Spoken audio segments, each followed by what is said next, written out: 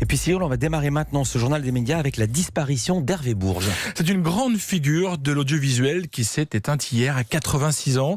Figurez-vous un peu, Hervé Bourges avait été patron de TF1, de France 2 et France 3, patron de la radio RFI, le tout avant de prendre la présidence du Conseil supérieur de l'audiovisuel. Il a donc longtemps veillé et même surveillé tout ce qui se passait dans l'audiovisuel français. Et c'était d'ailleurs forgé l'image d'un homme parfois rigide. On se souvient qu'à la grande époque de Canal+, certaines émissions avaient valu à la chaîne cryptée plusieurs auditions houleuses dans le bureau d'Hervé Bourges, alors patron du CSA. Il encule un mouton. Alain de Greff avait été sommé de s'expliquer sur un sketch de la bande à moustiques et de Groland. Voilà, où Michael Kull faisait des misères à un mouton. Voilà, on avait compris. Non, mais je préfère préciser pour ceux qui n'avaient pas vu cette séquence. Nous avons joint ce matin l'actuel président du CSA, Roch-Olivier Mestre, pour lui demander ce qu'il retenait de l'immense carrière d'Hervé Bourges.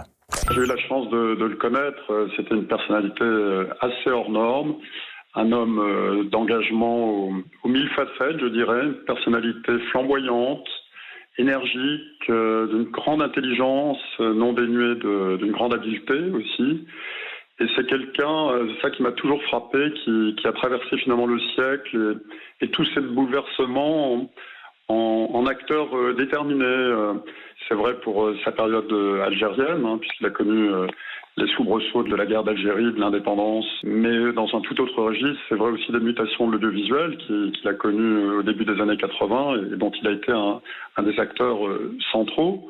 C'est quelqu'un qui a vraiment marqué le paysage audiovisuel et qui, pour moi, à titre personnel, est une source d'inspiration à la tête du CSA, parce qu'il a développé une vision de la régulation dans laquelle je me retrouve beaucoup, qui est une vision reposant sur le dialogue, sur l'échange, sur la conviction, sur l'idée de responsabilisation des acteurs.